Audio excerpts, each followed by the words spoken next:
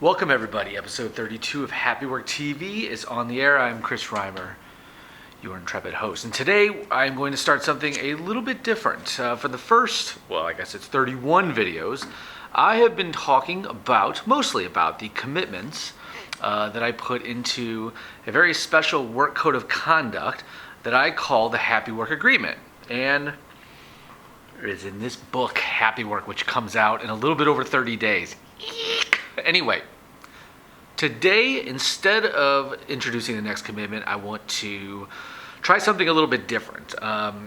It is probably a good idea to continue to make as much content about the book and the topic of happiness at work as I possibly can in an obvious attempt to try to whip you all into a frenzy so that you'll buy the book. However, I really do feel as though I owe a debt of gratitude to a whole bunch of different people who played a huge role in not only helping this book, come to fruition, but for helping me become the person that I am today. 5 years ago, I wasn't even in marketing. I was a very unhappy CPA and had been a CPA for nearly 20 years, and I'm not anymore, and life's just better. And I owe that to a whole bunch of different people. And then as I got out of that world and into this world, I started seeing things that I liked. I've seen things in the working world that have bugged me ever since I started working back in teens or whatever, that obviously led to this book. But it's time to thank some people. And I just owe it to you guys. I owe it to the people who affected my life in positive ways. And so people often ask me questions like, how did you build a Twitter following? How did you switch careers? And the latest question, how did you write a book? And so I can tell you, I basically conquered my fear of writing something crappy, which the first draft was totally crappy. And I also received a crap load of help from other people. I asked a lot of dumb questions, and most of those questions got answered by really, really, really nice people. And I'm going to do my best to create a video to thank each and every one of those people for playing a role. So this first video, obviously I had to kind of set it up a little bit longer. I apologize. Today I want to thank the people who read that first awful draft, who proofread my book, not only just for typos and really poor English and things like that, but actually read it and told me what was making sense and what wasn't, and who made a huge contribution to making this book so better. So in the acknowledgments I write, to my trusty proofreaders, Jenn Cloud, Greg Bussmann, Eliot Frick, Dave Gray, parentheses, who was especially tough on me, Mary Steinau, my mom, and my wife. So first, Jenn Cloud, actually, I was so impressed what she found. She found all sorts of interesting little mistakes that I had made. Some big mistakes, though, like plot holes where I had put things out of order, like the timeline was screwed up, the kind of thing that for certain people would absolutely ruin the book. So, she's one person, too, who read the book and gave me a lot of praise at a time where I probably really needed to hear it. I had written this piece of fiction. Not only can I really not write nonfiction, but I haven't written fiction since high school. Since Miss Coldren in high school gave me really poor grades on stuff that, frankly, I didn't think deserved that poor of a grade, but wasn't very good. I aced the SAT on the math side and bombed English, so again, have no idea why this even exists. But Jen was real interesting in that not only did she find big problems that I really needed to fix with the way the book flowed, but just gave me confidence, and I really appreciate that. Greg Bussmann's a good friend. He's always helping me out with my website, and for that, because I'm usually cursing a blue streak when I'm trying to do anything on chrisreimer.com. So I really do appreciate Greg's help, and Greg read it as well and just gave me all sorts of good advice and found errors and things like that. Now Mary Steinau finds all errors, and so I really appreciated her help.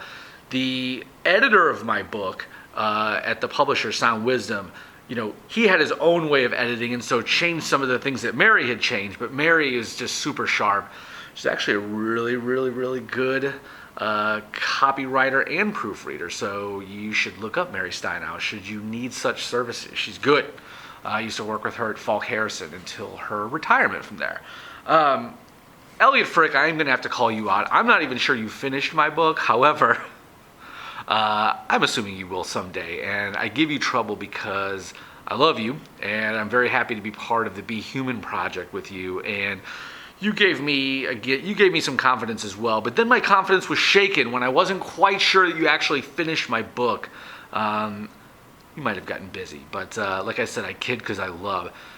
Dave Gray, every time I come to your house, I get a little too drunk, unfortunately. I always feel terrible, not only on the ride home, but the next day. But each time I'm there, sometimes with Elliot and Jeremy Newlick, convening a meeting of our so-called secret society. And I always learn something. I'm like the least smart person in that whole room, and so it's always good to hang out with you. And you were especially tough on me. You did not pat me on the back and say, good job. You really gave it to me, and I needed to hear it in some cases. And I took some of your advice. Some of it, was just crazy, and I had to, push it off to the side. But having you as a friend means that, you're always going to challenge me with any of the assumptions I'm making, and so that I really appreciate. My mom is a super important person in my life, quite obviously. She's probably one of the most brilliant people I know, didn't even go to college. They just didn't have the money back in the day. And so when I think about her, and she's a voracious reader. Now, she doesn't read like the really good stuff or the classics. She's always reading kind of the current paperbacks and things like that, but I knew that she'd be able to read it and point out things that, just did not make sense. And one thing about her too is that she could be dead honest with me.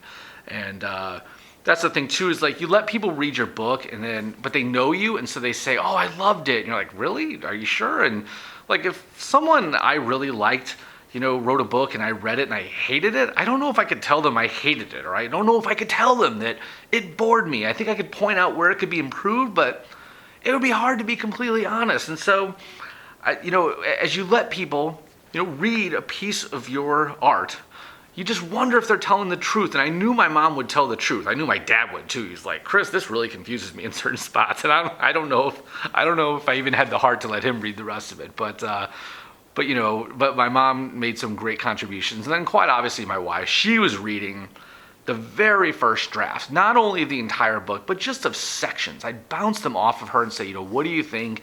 And she would always say, I'm your wife. Like, it's going to be hard for me to be honest. And then she would be as honest as she could be, and it really was a huge help. So, was there anybody else?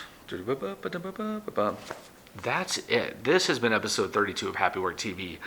And, and I should thank John Martin at Sound Wisdom, my editor, who, obviously put the final touches on it. And, but those folks that I thanked here in this video, you made a huge contribution to my success with this book. And for that, I'm just immensely grateful. That's all I can say.